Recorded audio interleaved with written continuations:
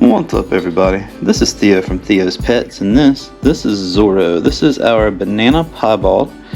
He's a male. He's gonna breed for us next year. He's still a little small this year, but we're not going to talk about him today. What we're going to talk about today is you getting your first ball python or crested gecko or bearded dragon or maybe even a tarantula, and what all tools and whatnot you're going to need that you don't really think about when you get these things, especially if it's an impulse buy. I end up talking to a lot of people on TikTok about them impulse buying a reptile and then not knowing exactly what all they need or how big the tank they're going to need when they're full grown, or all just the random in and out. So I figured maybe we'll do a little bit of video that I can show you some of the tools and whatnot to just have on hand that'll help you in this whole process. So let's get him put away and we'll start talking about all of these things.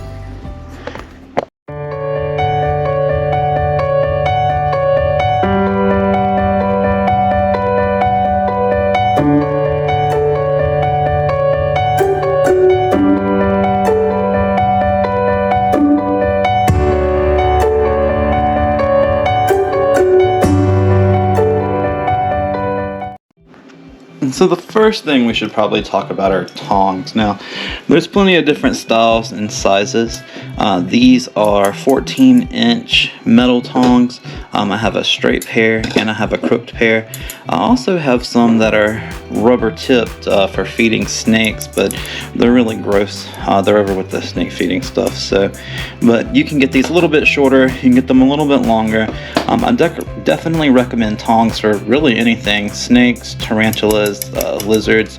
So I mean, there's going to be plenty of times where maybe something's gross, you don't want to touch it, or you're trying to feed them insects, or maybe they're getting a little bit spicy and feisty with you and you just need a little bit of distance between your hand and the animal. Especially if we're looking more into like invertebrates and tarantulas, that kind of stuff, you definitely want something to give you a little bit of distance from you and the animal, just in case things get a little too intense. You know what I mean?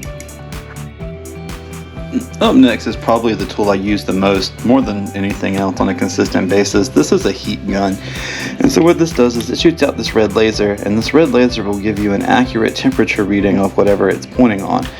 I use this for bath temperatures, some food temperatures. You can check the actual temperature of the animal itself, hot spots in enclosures, making sure your incubators are correct. And I really use this multiple times a day. I honestly need to get another one, so I have one for in here and one for the bathroom, because I also use it in the bathroom where we keep some of the higher humidity stuff, and it's a pain carrying it back and forth. But this is honestly, if I can recommend anything, tongs and this would probably be the two biggest things I could honestly recommend. Now this is another super important one. These are thermostats. So most of your reptile species are going to be on heating pads as their heat source, rather than lamps. Now a good bit of them do use lamps. Make sure you do your research and put them on the appropriate heating source. But even for the lamps, but a lot for the heating pads, you're going to want these thermostats. What they're going to do is they're going to regulate the heat and turn it off when it gets too hot to keep from burning your animal. I recommend having extra of these laying around. Now I've only had one ever go out, and that may have been user error, but we have probably 8 or 9 rolling around in the room here going at any given time. And they work phenomenally well, but you never know when you're going to need another one. Now, the reason I say to have extra lying around is this Zilla one you get at the pet store is going to run you about $45 to $65 at any of the chain pet stores.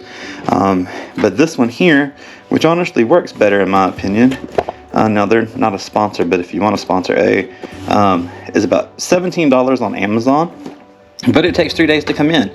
So if you're in a pinch, or you get a new animal, or taking a rescue or something, and you need a thermostat, you're stuck paying, on average $55-$60 instead of $20, because you can't wait the 2 or 3 days. So definitely have extra thermostats laying around. The heating pads are like $15-$20. So I mean, you can have extras of those, but it's really nothing to pick them up. Nothing like trying to have to run out and pick one of these up out of nowhere. And not all the stores sell them too. I've noticed a lot of the chain stores will sell the heating mats and not the thermostats to go with them. And that's just kind of irresponsible and dangerous, but that's a conversation for another video. Well, we're talking about important things. This is F10 veterinary disinfectant. After I scrub down my tubs from the snakes pooping, I hit it and scrub it down with the disinfectant. Now you dilute this with water. It actually goes a long way. So there's a little over half left in here. I put that in a whole gallon of water, put that into a spray bottle, and I've used maybe a quarter of the gallon in 3 or 4 months now. I mean, it really goes a long way. And then this here is ReptiSafe. What this does is this dechlorinates water. So you want to put this in any type of water that you're misting, any type of water that you're spraying, that you're giving your animals, especially if you have frogs or toads or things that breathe through their skin. You definitely want to make sure you dechlorinate the water. I use a little bit more than what the bottle here says, but I live near the beach and our water is very highly chlorinated. So I try to compensate for that a little bit, but you definitely need to have these two things on hand. You also need different type of misters and spray bottles. Now, I also don't recommend getting these from the pet store. I really don't recommend getting most things from the pet store. I get the majority of my stuff from Walmart and some Home Depot and some construction stores. But this is a sprayer for plants. I paid like $7 for it at Ace Hardware. They're like $20 at the pet store, but I use this for misting gecko cages. And then the Smart Water bottle, I just drilled tiny holes into the top, and I use those for watering tarantula cages and anything that really needs like wet substrate or anything like that. But it's always good to have a couple of different options of these laid around, especially with that treated water we just talked about. Now, this may seem trivial, but a really nice pin flashlight helps a lot, especially if you have introverts and tarantulas and things that like to burrow and den, or if you're trying to catch something without scaring it out, sneaking in the dark, even trying to locate some of the baby geckos and some of the like PVC enclosures and whatnot. I mean, you'd be surprised how often you honestly will use a really nice high-powered pin flashlight.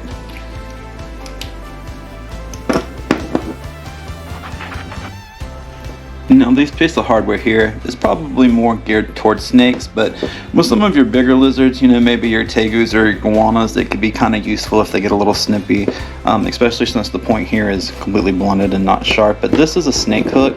Now, the one I have here is actually about 4 foot long, kind of like a golf club. And so basically it's not collapsible either. That's the thing. The ones you see at like Petco and PetSmart are these little antenna collapsible ones, and anything over like probably 2 or 3 pounds is going to break it. And I'm dealing with a boa. We've got some really hefty mama ball pythons now, and that's just not going to cut it. So really, I don't handle the majority of my snakes with the hook. What I use the hook for is, now all of my snakes are handleable and socialized. The thing is, a lot of them are food aggressive, and when they have an amazing sense of smell. So when you come in here to feed and you're in a racking system, they're pretty much stacked on top of each other. And so, you know, as you're feeding and going down the line, they smell the food and they know it's coming. So sometimes they get a little spicy coming out of the tubs.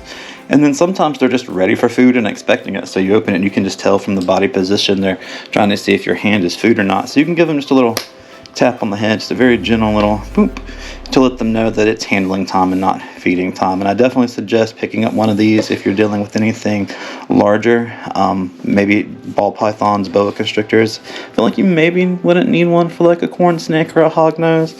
I mean, unless you're just really, really nervous about handling them. But for something larger, this definitely may be good, especially just for the little boop. So I also recommend you always have some extra feeders laying around, because I guarantee you somebody is always hungry. So we go through crickets like crazy. There are some nicer cricket keepers you can get where you can put the food and the water, little gel stuff and all that in there. But we buy gut-loaded crickets, and then they're gone within 2 days or so at the max. And then we have some super worms, and this is a catch cup. You don't really need the catch cup for what I have here, but if you're getting some like red runner roaches or something you really don't want in your house, the catch cup is definitely good to have when you're working with the insects. And then of course, if you're working with tarantulas or inverts or anything like that that are really fast, you don't really want to grab with your hand because you might crush it or it might bite you, you always want to have a catch cup on hand. Having a little bit extra of everything is also suggested. So I've got substrate in 2 or 3 different places around the house: aspen, cypress, all that good stuff, coconut core. That's extra. Hides and stuff. I actually have a whole laundry basket full of hides in the other room. Those are extra tarantula enclosures for when we grow up and get bigger, or if we get something new. There's cork bark hidden back there. That box there has extra tongs and all that stuff in case stuff breaks. Down here we have incubators. We've got tortoise hay, we've got catch cups. Incubators aren't running yet, the ball pythons are about ready. We've got extra cage. I mean, just having excess everything and anything. You never know when a cage is going to break or somebody's going to grow unexpectedly or anything really, or have babies or whatever. So it's always good to definitely be stocked up and prepared. I also always try to have a camera on hand. So what's the point of having a really pretty animal, especially if you buy something crazy or some pretty morph, if you're not going to take photos of it? So phone mounts for your camera, just cheap photography camera, GoPro, your phone. I mean, just something to, but the mount's definitely important because there's a lot of times, especially if you're working with tarantulas or something you really don't want to run away and or bite you. It's nice to be able to stick your phone in something and then be able to, you know, work with both hands and be able to move away if you want to and still catch all the action on camera, because I'm assuming that's what everybody wants to see, is the craziness. So now the next thing may be a little bit of a luxury, but these were really only $15 at like Ross or Marshalls or something. But these are wireless earbuds.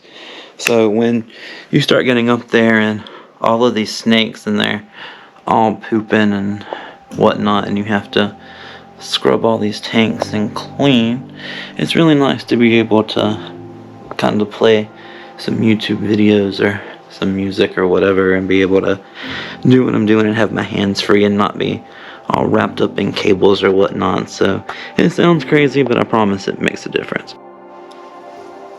And I believe that about concludes the starter kit and everything, at least you're going to desperately need once to start getting into this hobby. And so here's just a quick little sum up of everything: heat gun, tongs, flashlight, camera equipment, headphones, bugs, catch cup, cleaner, water sanitizer, extra thermostats a must, different type of watering bottles, and then of course you need a baby. Alright, well, hopefully I can keep this up and I will catch you guys again next week. Thank you everybody. This is Theo from Theo's Pets, and we're saying bye.